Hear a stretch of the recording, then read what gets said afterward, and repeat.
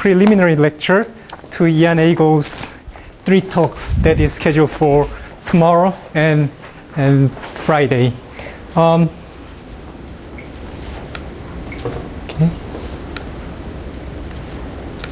Let's see.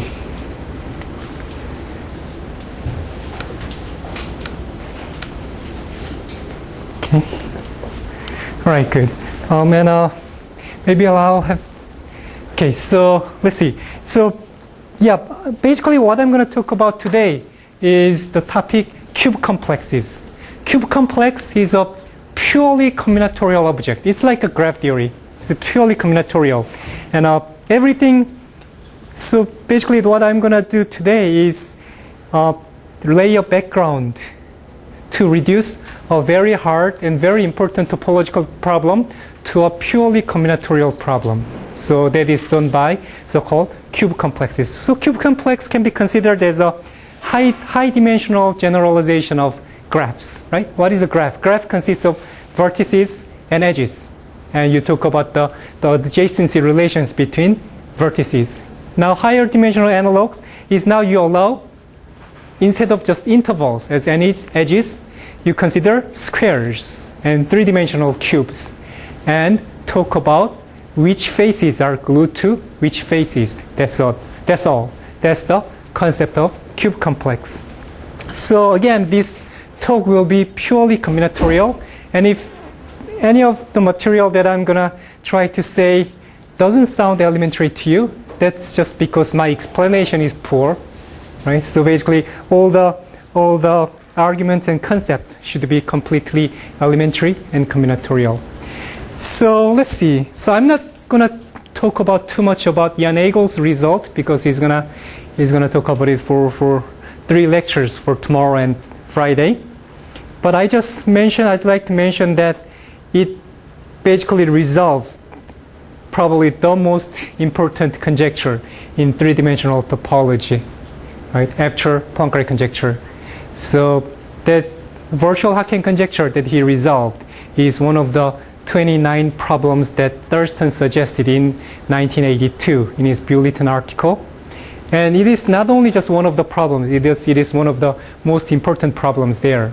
And using Ian Eagle's solution, several other problems also follow too. So he made a very crucial contribution to the theory of 3 manifolds. Okay? So, well, I'll just be brief about that introduction, and I'll just go to the cube complex. So the starting point is so-called right-angled arcing group. So right-angled arcing group, well, to motivate the concept of right-angled arcing group, let's consider the free group. So if you have a set S, let's say S is a finite set, then free group is basically a collection of reduced words.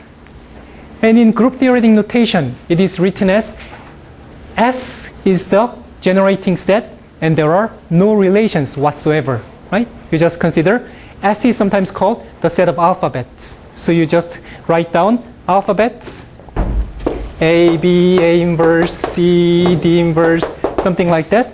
And there are no relations, except for the obvious relations. A inverse is 1, A inverse A, right? Except for the obvious relation, there are no relations whatsoever. And another, actually easier concept is free abelian group on S, right? So this is something that you learn in your second year undergraduate algebra, right? So S is still the generating set, and the only relations, the only laws are generators commute, right? So that is free group on S, right? Or Z to the N. Or sometimes this can be written as Z to the S, right? Free abelian group on S. That is basically, again, collection of words. But now the relations are, except for in addition to the obvious ones, you have commuting relations between generators. So that is Zn, right? Like Z2 or Z3. So the right-angled arcing group is somewhere in between. You don't actually declare all the generators commute, but you declare that some of the pairs commute. More precisely, if gamma is a finite graph, finite combinatorial graph, right? Then the vertex set is a generating set. And whenever you have an edge, x, y, you declare that x and y commute, right? So you have a, say, x, y, z. And we're going to see examples, right? We're going to see examples.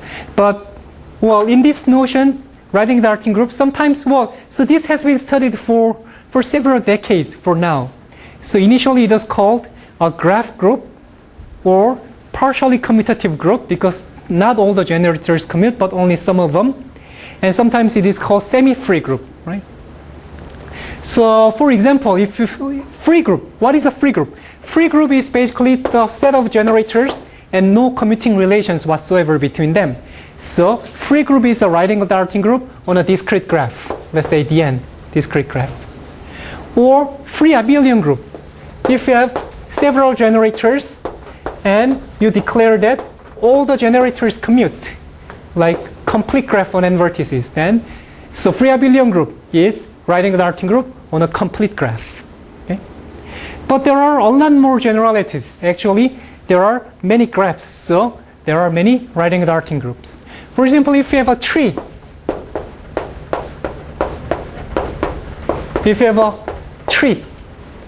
then if you know something about knot theory, you can easily show that this is fundamental group of knot complement in three-dimensional sphere, right? There are some actually link. There is some link such that, well, you can just replace by R3 if that is easier.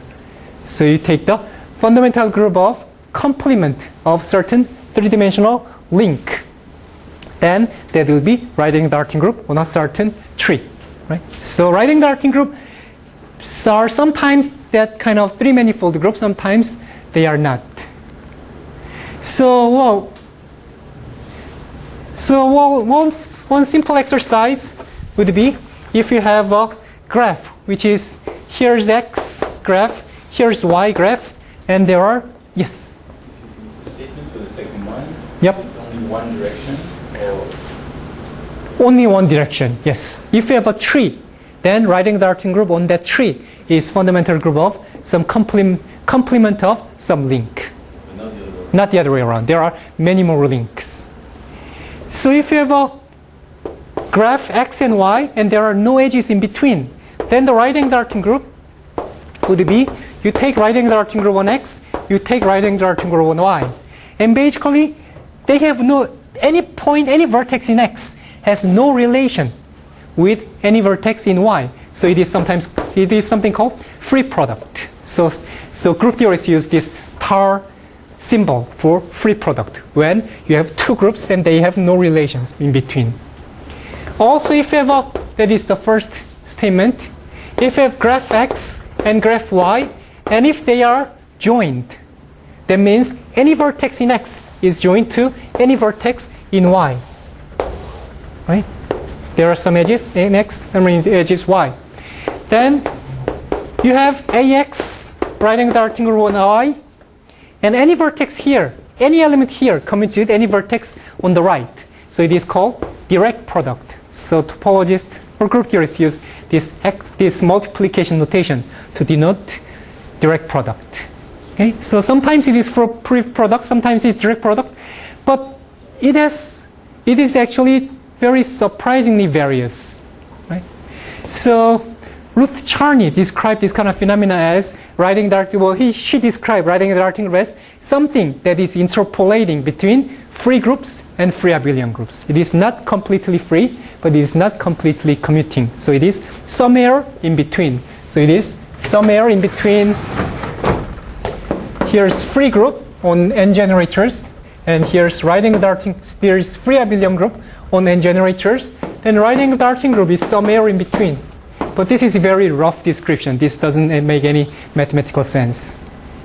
So fundamental facts include, so if you have two writing Darting groups, gamma and gamma prime, and if they are isomorphic, then the graphs must be isomorphic. The other direction is trivial. If you have the same graphs, then writing Darting groups are the same. But interestingly, the converse is also true. This was proved about 20 years ago by Kiang Kim, this is not me, and Marko Limanov, Negrosra, and Rausch.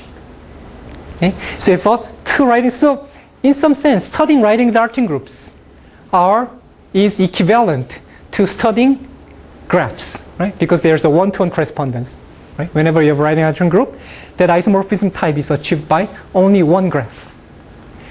And if you have a induced subgraph, here's gamma, and here's gamma prime. Induced subgraph or full subgraph, that means if you have two vertices in gamma, then these two vertices are joined in gamma if and only if they are joined in gamma prime, right? So full subgraph, well, we're going to have the notion of full subgraph or full subcomplex later, right?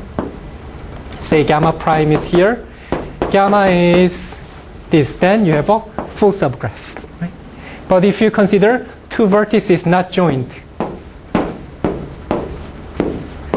say gamma 2 prime, then gamma 2 prime is not an induced subgraph of gamma prime. Gamma is induced subgraph of gamma prime, right? So that is sometimes basically full subgraph or induced subgraph means gamma is spanned by some vertices of the larger graph. So if you have a full subgraph, then you have an embedding from smaller writing Darting group to a larger writing Darting group. And A gamma is torsion free and linear. So it doesn't have any torsion element, and it is linear. It embeds into some SL and actually Z. So writing Darting groups are various, but they are not very surprisingly various because there's a one-to-one correspondence with graphs, right? But subgroups of writing Darting groups are much more surprisingly various.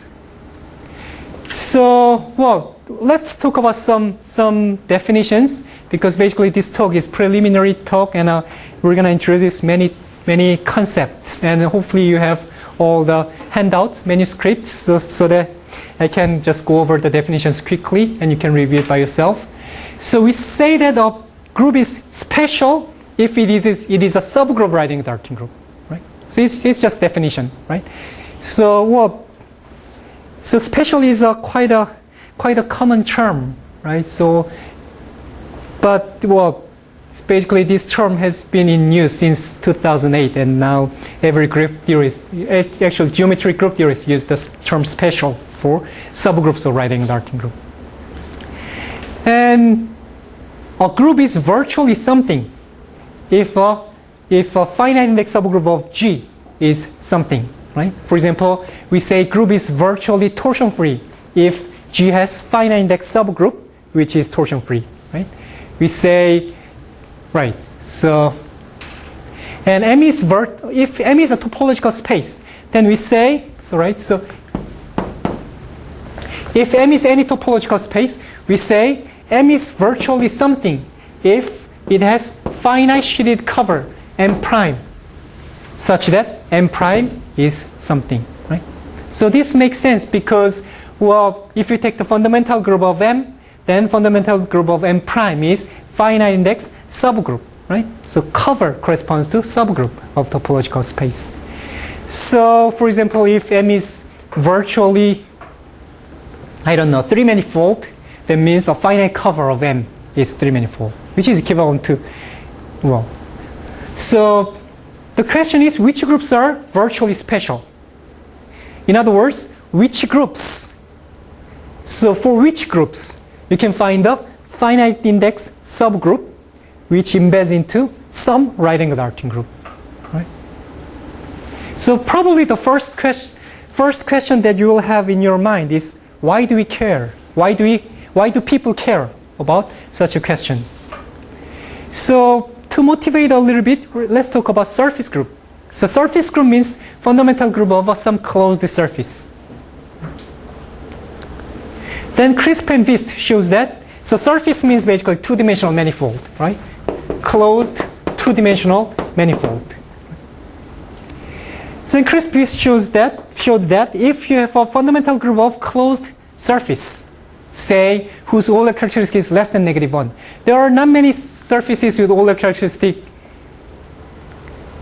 which is at least -1, right? -1, Euler characteristic -1 means 3 RP2s.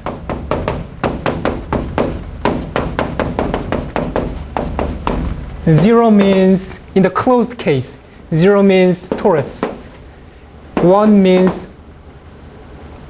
RP2. 2 means sphere, right? So except for these 4 cases, right? Basically we don't really care about these 4 cases. For all the other cases, right? Writing that so fundamental groups of surfaces are special.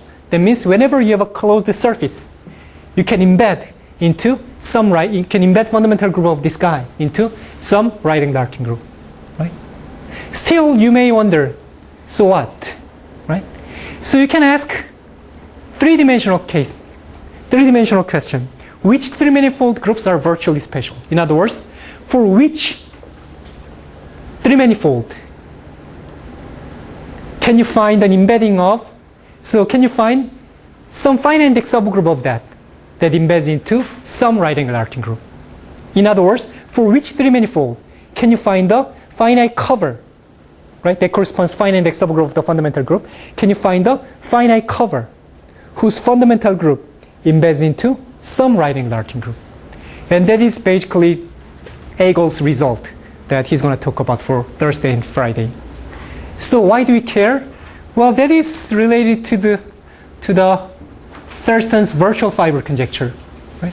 So we say that, well, so again, this is a bit of background. So we're going to say something about topology, but we'll get to combinatorics very soon. So we say that a three-manifold is hyperbolic if it admits constant sectional curvature -1 metric. In other words, a three-manifold M is hyperbolic. Well, so to begin with, three-manifold is one of the most important topic in low-dimensional topology for the past century, right? Since Poincare. So Poincare conjecture has dragged three-manifold theory for the past 100 years. And then so Perelman's resolution of geometrization conjecture resolved many parts of three-manifold theory. So, and then, well, we're going to talk about virtual fiber conjecture soon. So if M is hyperbolic, if M can be written as some three-dimensional hyperbolic space, it doesn't matter if you don't know what three-dimensional hyperbolic space, it is basically simply connected curvature -1 three-dimensional Riemannian manifold. So hyperbolic three-manifold means so three-dimensional hyperbolic three space quotient by some torsion-free discrete subgroup.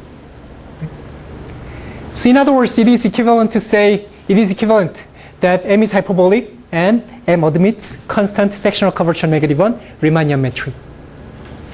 So why do you care? Well, Perelman's geometrization theorem tells us that if you have a random, arbitrary three-manifold, you can break it into pieces, smaller pieces, right, having various geometric types. And the most common part is hyperbolic 1. Right? The most common part. And actually most mysterious part also is hyperbolic 1. All the other parts are much easier to understand. So we say that of three-manifold M virtually fibers if, let's see.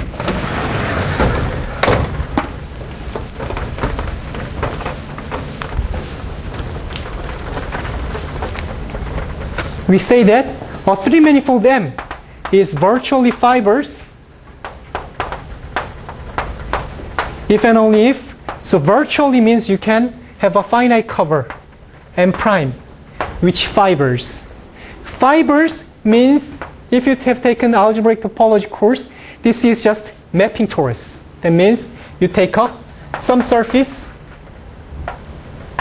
cross I, surface, cross I, and you glue the bottom to top by some self-homeomorphism. Right? That is the definition of three-manifold being fibered. So we say that a three-manifold M is virtually fibered if and only if M has a finite cover, which is the mapping torus of a surface. Right? And Thurston proposed the following very, very bold conjecture, which doesn't really have much evidence at that time, maybe except in his mind. is that does every hyperbolic three-manifold virtually fibers?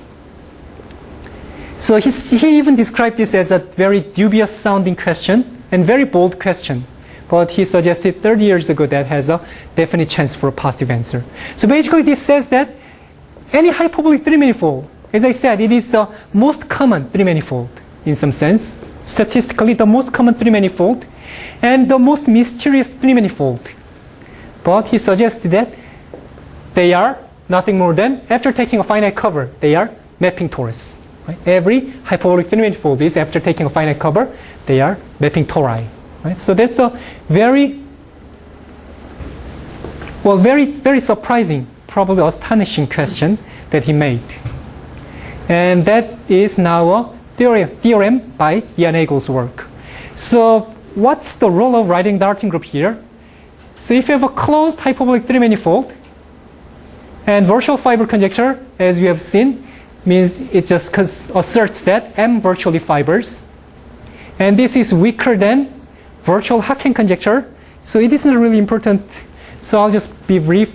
This is basically the title of the Ian Eagle's talk for tomorrow and Friday. He chose this title because this has been again one of the most important conjecture in low dimensional topology for the past 50 years. But this is just, I'll just say that. So we say virtual Haken conjecture asserts that whenever you have a closed, say hyperbolic three-manifold M, then M has finite cover M prime, which admits an embedding of closed surface into M prime, such that the map is pion injective. A map. So, well, I should define it. So X, a map between spaces, is pi1 injective. That means that F star between pi1s is injective. Right? That's the definition of pion injective. And virtual Haken conjecture asserts that any, say, closed hyperbolic three-manifold, it is slightly more general, but only hyperbolic case was open. So if you have a closed hyperbolic three-manifold, then M admits a finite cover, which admits pion injective embedding. So this should be embedding, not just a map, from a closed surface into M prime, which is not a sphere. So that is virtual Haken conjecture. And well, using low dimensional topology, virtual Haken conjecture is very easy consequence of virtual fiber conjecture. And virtual fiber conjecture is related to writing the darting group by the following criteria. Eagle showed that if 4 years ago, closed hyperbolic three-manifold group, if that is virtually special, then M virtually fibers. In other words, if you have a three-manifold, if you can find a finite cover whose fundamental group embeds into some writing darting group, then M is mapping torus after taking a finite cover. M is a mapping torus. So this is this only is already a surprising criteria, right? But at that time, people thought that it might be too much to ask that any three-manifold group, fundamentally a three-manifold, any hyperbolic three-manifold group is virtually special. But it turns out to be true, right? I'll not talk more about it because that will be the content of Eagle's talk tomorrow. But I'll just say that if fundamental group three-manifold is virtually special, then it is simply mapping torus. So it's very good. We can completely understand it. Right? So now the natural question is, which groups are virtually special? Right? How do you prove that a group is virtually special? Well, if you can construct an embedding of a group into some writing darting group, that's done. That's it. But showing a map is injective between two infinite groups is sometimes very hard, very intricate task. So we need to consider a space for writing darting group. Well, fancy term is Allenberg-MacLane space, but it is just combinatorial object. So given a graph gamma, you can talk about the writing darting group, and you can define so-called Salvetti complex. Salvetti complex is a basically bunch of cubes. Right? So one skeleton is bouquet of circles. For example, if you have a graph which has an edge and an isolated vertex, writing the arcing group by definition is generated by A, B, C, and you have one commuting relations between A and B. Then the first step is you build bouquet of 3 circles, circle corresponding to A, B, and C. And then second step, you add a square because AB commute, you glue a square so that this AB becomes the one skeleton of torus, right? So, right, you glue, I have a, oops.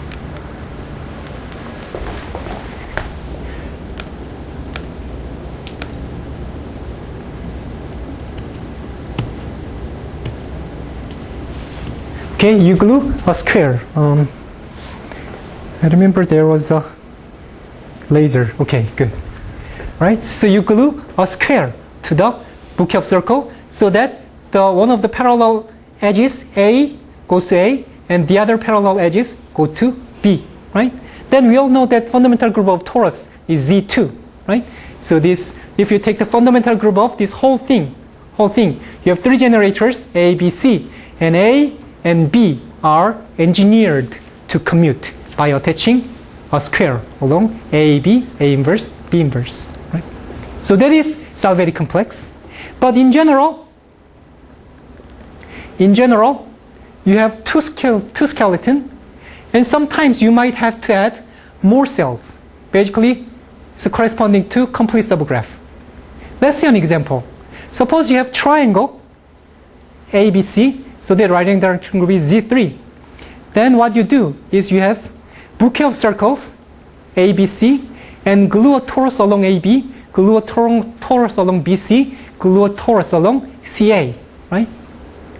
So that's enough to get the correct fundamental group. The fundamental group of this guy is already Z3 because you have A, B, C circles, and AB commute, BC commute, CA commute.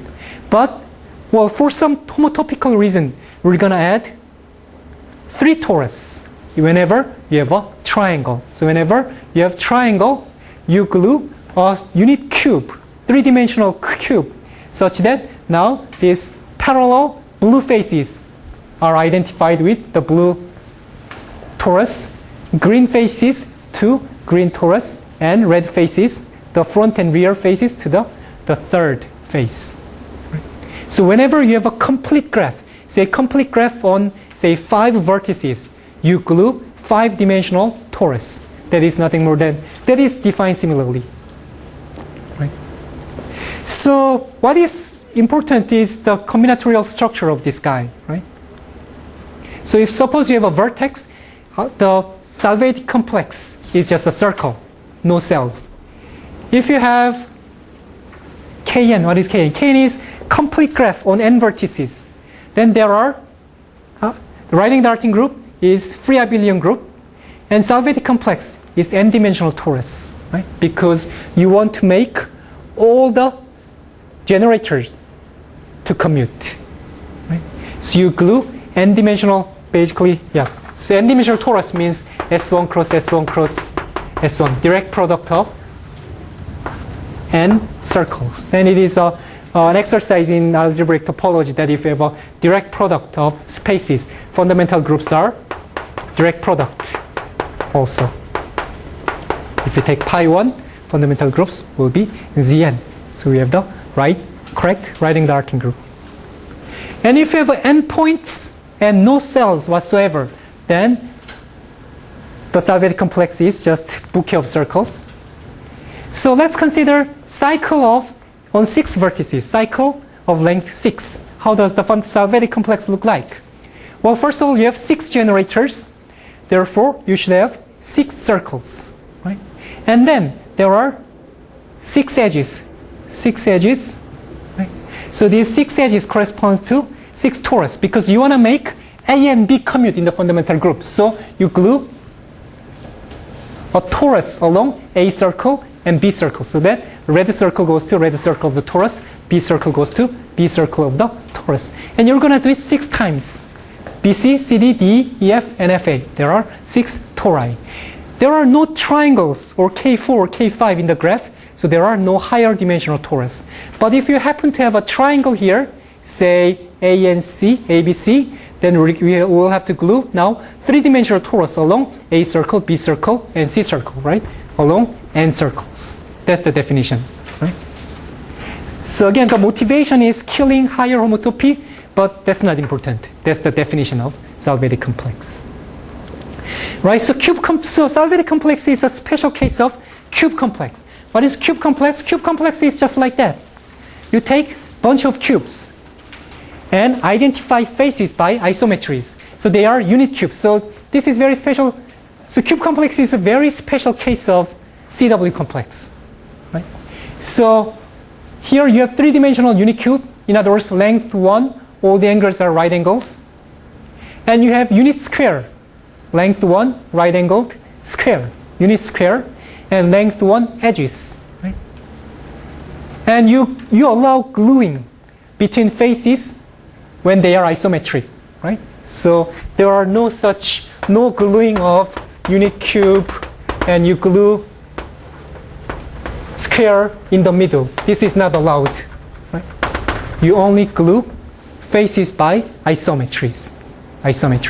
Right? When they are completely the same, when the faces are completely the same. Of course, we allow gluing, self-gluing. You can glue the left edge to the right edge. That is allowed. But that's not an important point, because you can always subdivide the cubes into smaller pieces so that to avoid self-gluing. Anyway, cube complex is basically a bunch of unit cubes over face identification, some facet identifications. So we can give a metric on that kind of space. What is a metric? We'll just take 2 points, PQ, and try to consider the most natural notion of distance. What is the distance? Well, there are many paths from P to Q, right? You can go along this vertex or this vertex. There are many paths from P to Q. You just take the infimum. That is sometimes called length metric. Right? You just take the shortest possible edge path. Shortest possible path from P to Q. And the length is defined to be length metric. Sometimes that doesn't exist. Sometimes such a path exists. Sometimes such a path doesn't exist. But infimum is by definition always existent. So Bryson showed that such a space is actually geodesic metric space. Geodesic means you can actually find a geodesic shortest possible path from P to Q when it is finite dimensional. Yes? So path in the picture is not infimum. In this picture, yeah, you might be true. So you may not, I don't know. Yeah, I didn't check, but yeah. Well, it depends on how you view this picture. Okay? Anyway, so link of a cube complex. So whenever you have a cube complex, you can talk about the link. It is purely, again, combinatorial concept. Link means just intersection of very small sphere around the vertex. So take a cube complex, take any vertex. Say red vertex, what is a link?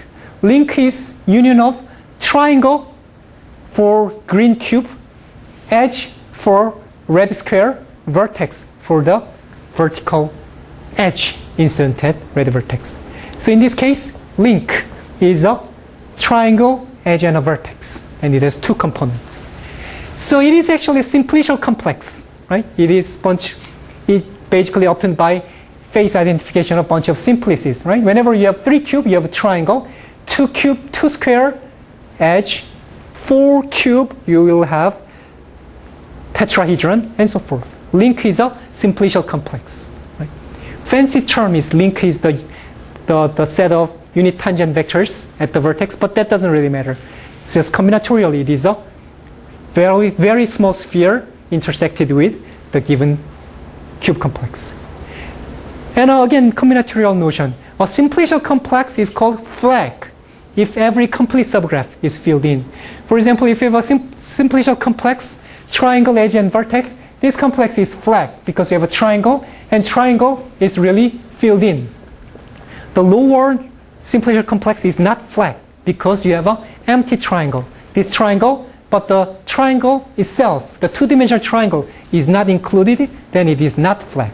So flag complex means simplicial complex And whenever you have a complete graph, the complete graph is filled in with some simplex. Right? So actually, the term is taken from combinatorics. So then we're going to talk about non-positive curve cube complex. Again, purely combinatorial. We say that a cube complex is non-positive curve if the link of each vertex is flat. That's all. Right? No mention about geometry or curvature. Well, it is motivated by geometry, but the concept itself is purely combinatorial. So non-positive curve, sometimes called NPC, sometimes called locally cat zero. Cat zero is, again, came from differential geometry. So cat zero space means simply connected and NPC. And locally cat zero means NPC. Just NPC only. So, right. So in the previous example,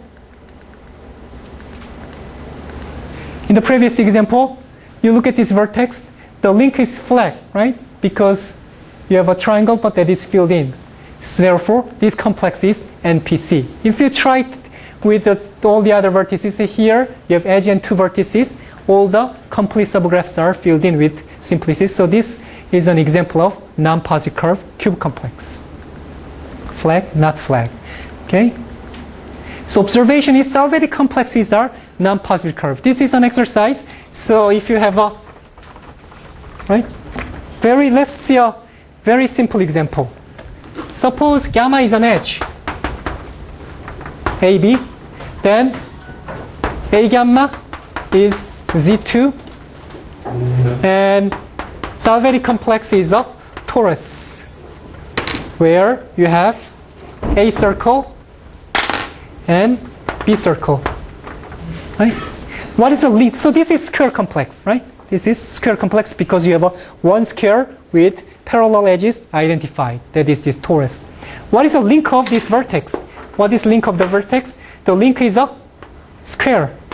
Link is a square, right?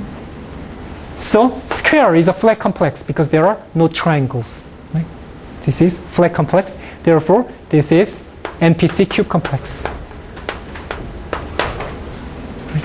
And in general case, you can also show that any Salvetti complex is non-positive curved. And we say that the group G is cubulated. I'm just introducing this term because Ian Agel is going to use this term. A group is cubulated if it is fundamental group of some NPC cube complex. Right? NPC cube complex. So cube complex is a very special case of CW complex or polyhedral complex. So again, you may wonder, why do we care? But the reason why we care is if a space is homeomorphic to NPC cube complex, then you can say lots of things about that. And it is real, right? So, yes? Can you go back one slide? What was the definition of flag? A flag. Flag means, again, flag means, it came from combinatorics. So every complete subgraph, for example, this is triangle. So it not only contains the edges of the triangle, whenever it contains a triangle, it should contain the two-dimensional triangle also. So for example, the lower one is not flat, right? Because it has triangle. So what is the definition of filled in? What if you have Filled in. Filled in means, yeah, it is not a mathematical term. Filled in means, so every complete subgraph is the one skeleton of some simplex, right? So as soon as you see K4, this must be, the tetrahedron must have been added as well. Okay? So, again, why do we, so let's go back a little bit. Hyperbolic manifold is very important because it is the most common part in three-dimensional manifold theory. And regarding that, so mapping torus is very important. And mapping torus is important, so right-angled darting groups are very important because Ian gave a bridge between right-angled darting group and proving that some manifolds are mapping torus. So right-angled darting groups are very important. And right-angled darting groups have Salvetti complex. Right-angled darting groups are fundamental groups of Salvetti complexes. So Salvetti complexes are very important. And Salvetti complexes are special case of NPC cube complex. So that's why NPC cube complex is important. And actually more precisely, So another importance of MPC cube complex is about pion injectivity. Full subcomplex, again from combinatorics, means subcomplex spanned by some vertices. That means you have large simplicial complex. Then a subcomplex is full subcomplex. If and only if it has some vertices, and any cell spanned by those vertices, right, in the larger complex must have been added to the subcomplex also. So it is generalization of the notion of induced subgraph. Right? Full subcomplex means just subcomplex spanned by some vertex set. Yeah. Can you give me some example where cube complex is not MPC? Yes, it's a good question. So actually I should have drawn that. So a typical example is this two-dimensional 3 cube. So there are no three-dimensional cell, but consider 6 faces. Look at this vertex. Then the link will be a triangle. But we have not added the three-dimensional interior. Therefore, triangle is not a flat because there are nothing inside. Okay, so that is actually the motivation. So sphere has positive curvature, so it is kind of the opposite of MPC. So, well, full subcomplex, so suppose you have a cubical map between two complexes. So cubical map is combinatorial map. You don't crush anything.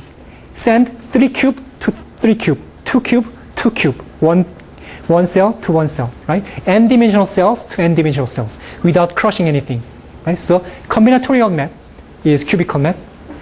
We say a cubical map is local isometry if and only if for each vertex the link map is injective. So you have one cube complex to another cube complex, right? Another cube complex.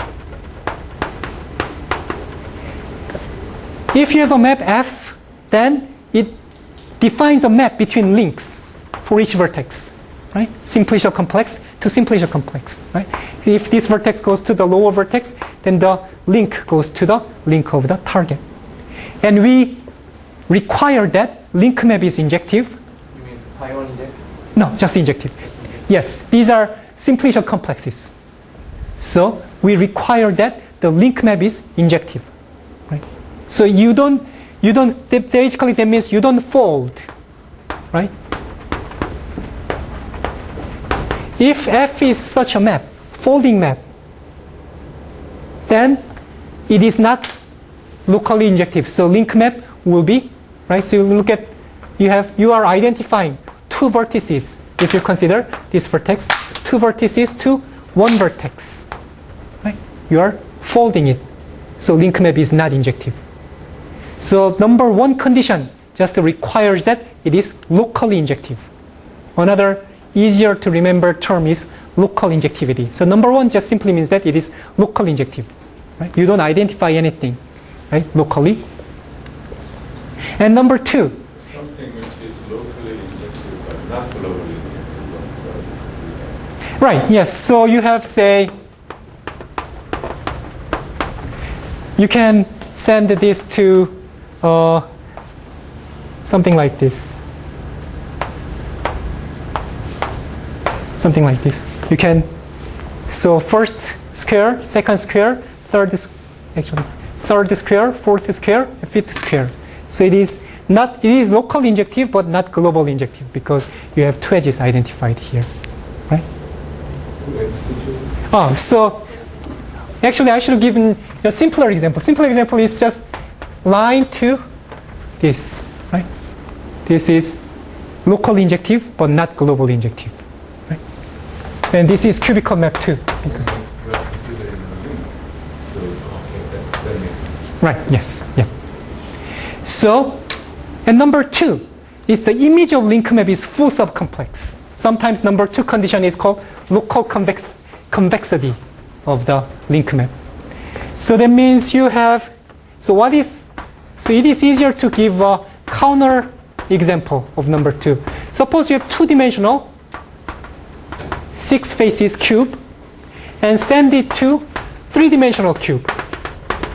So this is I3. Unit interval 3. Right? And the left one is 2-dimensional one. So it doesn't contain interior. This map is violating number 2. Because if you look at the link, it was 1-dimensional triangle which is mapped to 2-dimensional triangle. So the image is not full subcomplex. There is 2-dimensional triangle in the target which is missing in the source. So the image is not a full subcomplex. So number 2 is not holding for this kind of map. So we want to exclude such a case. So locally injective and images are full subcomplex. Then we define such a map as local isometry. So these are all combinatorial concepts, but they have all geometric justification. For example, local isometry as seen here is a combinatorial concept, but geometers prove that if it is local isometry, then it is local isometry in geometric sense. That means locally it is a isometry as a geometry. But well, we'll not go into that. These are all combinatorial. And what is important, actually theorem is purely geometric. This came from geometry, differential geometry. If you have a map from y to x, local isometry from y to x, and if target is MPC, then it is pion injective. Yes? But domain of that map is not MPC. Yes, domain is not MPC. That is correct. Yes. And it is not local isometry. You're right. You're right. Okay? I'm just giving an example which number 2 doesn't hold. Okay? So why is MPC but it's not so important? What is important is if target is MPC, local isometry implies pion injectivity. And this is one of very few techniques of showing that such a certain map is pion injective. Certain map between groups is injective. Because as I said, proving a map is injective is very hard in many cases. And this is one of the most important tools to show that certain group homomorphism is injective. Target is MPC and local isometry. So my time is almost over, but I'd like to go over 15 more minutes if that is okay with people. And you can freely leave if you have other appointments. I'm sorry about that. But yeah, I kind of expected this will go over the time and I should have announced it before, but yeah, I just didn't have a chance. So I think I'll go over 15 more minutes. No, not at all, not at all. Actually, so I just copied this from a book, and there are no reasons. Well, yeah, no reasons. But target is MPC, X is MPC, and that is very important. Right. So, so there are no reason. Okay. So MPC cube complex. One of the importance of MPC property is that it is a very useful tool to show that certain group homomorphisms are injective, right? So right. I keep saying that proving injectivity of a group homomorphism is usually very hard, and this is one of the few techniques. And finally, a cube complex is special if there's a local isometry from X to some Salvetti complex. So now X is any cube complex. Right? We say that X is special if, so it doesn't have to be injection, but local isometry to some cube complex, some Salvetti complex, X gamma. Then we say X is special. And typically X is virtually special if X a finite cover which locally isometrically embeds into X gamma. Again, this doesn't have to be embedding, not necessarily embedding. It's just locally injective map. Is there any relation between local isometry and induced map? Yes, that's the most important point. Okay? If X is virtually special, X is a finite cover which locally isometrically maps into some Salvetti complex, and local isometries are pion injective. Therefore, some finite index subgroup of pion X will embed into some right-angled Darting group. That's the definition of virtually special. Right? So, X is Embedding this local isometry, the target. Yeah. It's a very complex, yes. And here, the target, what is the name of this group, acting group? Right-angled Darting group, yes. They are the same. Yes, same thing, yes. Fundamental group of Salvetti complex is right-angled Darting group. X gamma is Salvetti complex, A gamma is right-angled Darting group. Right? So this sentence is basically the whole point. So X is virtually special. That means X has some finite cover. That means finite index. Finite cover, which locally isometrically maps to some Salvetti complex. And pion X gamma is by definition. Salvetti complex is just by definition the space for right-angled Darting group. And local isometry means that we have pion injection, pion X prime to right-angled Darting group. So virtually special cube complex is very important. Okay? So conversely is not so important. So if a group is virtually special, then G has finite index subgroup such that it is fundamental group of special cube complex, just by definition. So I'll just skip, it's not so important. Now the last point is basically about hyperplanes. So cube complex, then if you have a cube complex, then you have a combinatorial notion of walls. Wall, so first of all, equivalence. We declare that two edges, A and B, are equivalent whenever you can find a square. Whenever you can find a square such that A and B are parallel edges. So it is an equivalence class, right? So this vertical edge is equivalent to this guy, equivalent to that guy. Right? When you make cube complexes, do you allow self-identification? Yes, I allow self-identifications. But you can always subdivide the cube complex into smaller pieces to avoid self-identification also. So you have cube, right?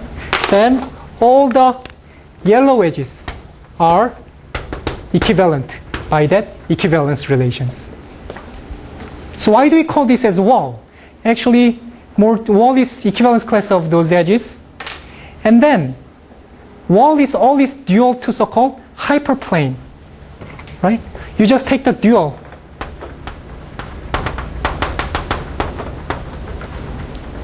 That blue thing is called hyperplane, right? Hyperplane, right? It is connected union of mid-cubes, right? It is something called mid-cube and mid-cube. So hyperplane is not a subcomplex of cube complex. It just resides. It lives inside cube complex, right? So hyperplane. And so why do we care about hyperplane? Well, suppose you have a cubes and Hx is the set of all the hyperplanes of X. So hyperplanes are again dual to walls, equivalence relations between edges. Why do you care about hyperplanes? Well, suppose you have one blue hyperplane, and there are many hyperplanes here. Horizontal hyperplanes too, and midpoint of an edges are all hyperplanes too. And then, let's say Hx is collection of all the hyperplanes, and assume, this is an assumption, not a theorem. Assumption is, we assume that each hyperplane carries a transverse orientation. Or if you want to say, unit normal vectors. Okay? Each hyperplane carries transverse orientations. So that assumes that there are no Möbius strip. Right? If you have Möbius strip, this is cube complex, but the hyperplane doesn't carry transverse orientation. If you try to give a transverse orientation, you'll get a contradiction. So we assume that such a thing doesn't occur, no Möbius strip. And define a graph where vertices are hyperplanes. For each one hyperplane, there's a vertex. And you connect. So here's hyperplane 1, here's hyperplane 2. You connect them by an edge if they intersect. Right? If intersect. then you can define a map from the fundamental group of X into right-angled arcing group on that intersection relation graph. Why? Because whenever you have any edge path in this cube complex, edge loop. So edge loop corresponds to the element of fundamental group of X. Then what you do is just you read the labels, right? You cross this blue hyperplane in the correct orientation, then you read. So let's say this blue hyperplane is H1, then you read H1. And then you move this way, and you suppose you cross another hyperplane, say H2. In the orientation, you read H2. H1, H2, H3, H1, H2, H3, H1, H2, H3. Or sometimes H1 inverse if you are crossing the hyperplane in the opposite direction. So whenever you have an edge loop in this cube complex, right, you just read off. Now it has crossed H1. Now it has crossed H2 inverse. Now it has crossed H3 inverse, and so forth. And until you get back to the original base point. You read off the hyperplane, names of hyperplanes, something like that.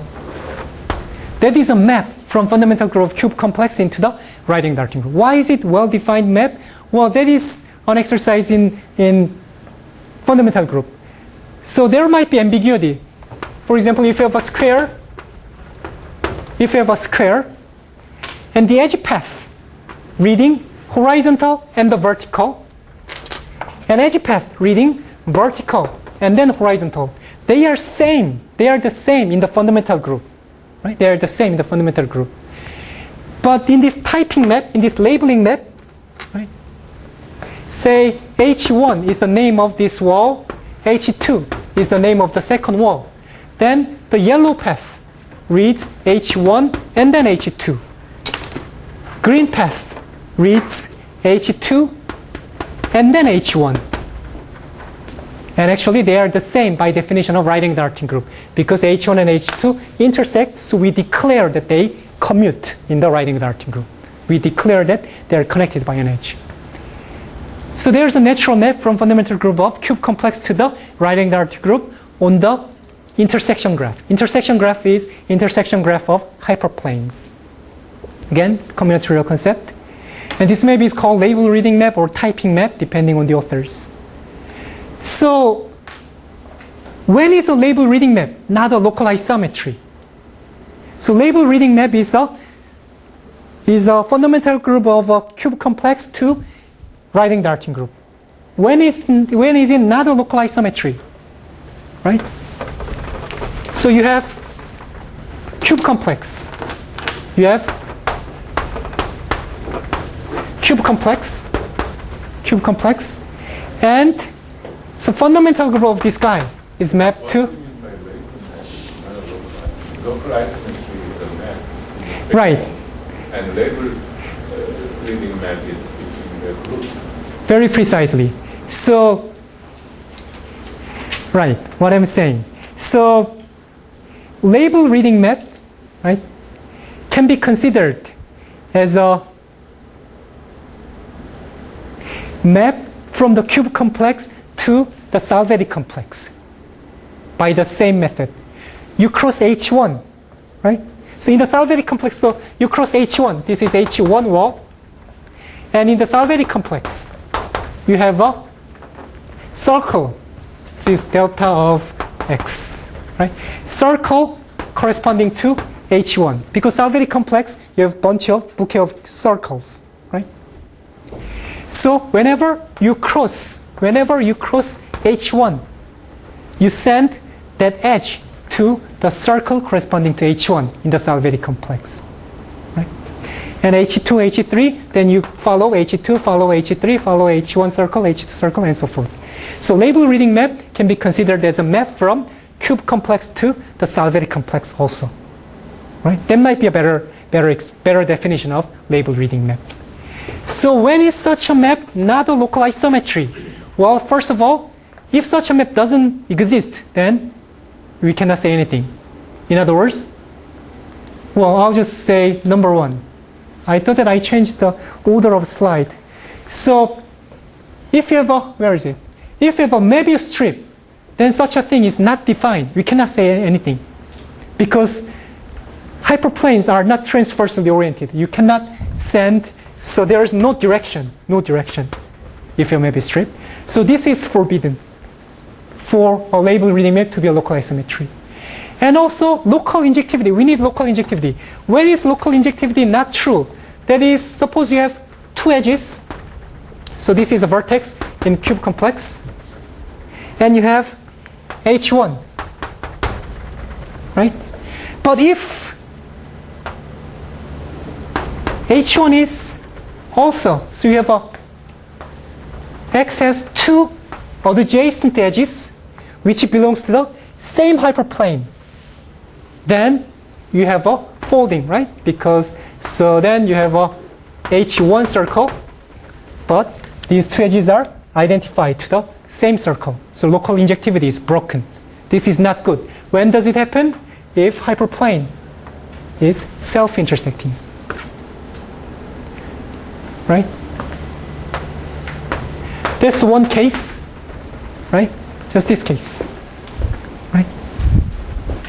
Or there's another possibility. You have two edges, E1, E2 at V, and they are transverse to the same hyperplane, even though they don't generate a cell. Right? That means it is something like this and something like this.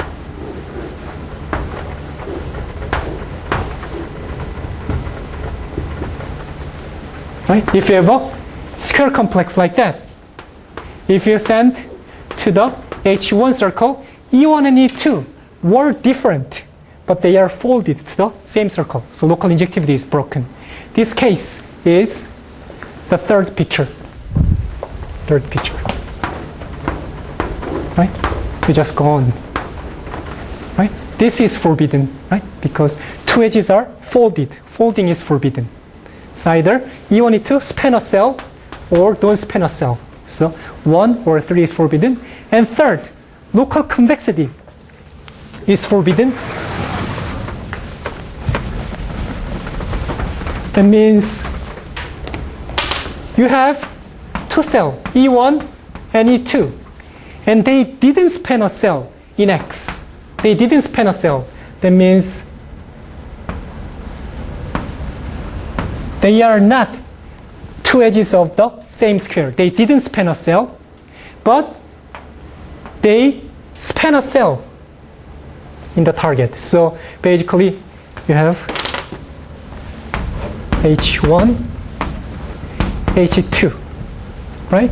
But in the target, so here's, right, basically H1 circle and H2 circle.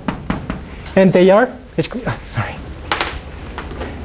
In the target, in the Salvetti complex, they do span a cell. I should use a, right, H1 circle, H2 circle. If this occurs, then originally E1 and E2, they didn't span a cell, right? They didn't span a cell. It didn't span a cell, so two edges are not joined, sorry. But they became to span a cell, right? Because, right? Yeah, to be more precise, one circle is E1, FE1, and FE2. Right? That is forbidden. They didn't span a cell, but then now it spans a cell in the target. That is also forbidden. That was the local convexity condition. And that is precisely this guy, right? They didn't span a cell, but in the end, they intersect. So, Salvetti complex, they are required to span a cell. That is forbidden. And very interesting combinatorial observation is these four are all the pathologies. There are no more pathologies. As long as you can avoid these four cases, any other map is local isometry. So, for a given cube complex, if you can avoid these four cases, the cube complex fundamental group embeds into a right-angled arcing group. So that's very natural and completely combinatorial, but very important result. So, and I'll just stop here. I'll just talk about the remaining notion, delta hyperbolicity and hyperbolic plane and Cayley graph and quasi-isometry and quasi-convex subgroups. Okay, so I'll just leave them as just leave it for your reading. And but yeah, Ian Hagel, I told Ian Hagel that you can assume these concepts. So I very strongly suggest you to take a look at my manuscript. They are all explained in the manuscript. And so I'll see you at 4 tomorrow.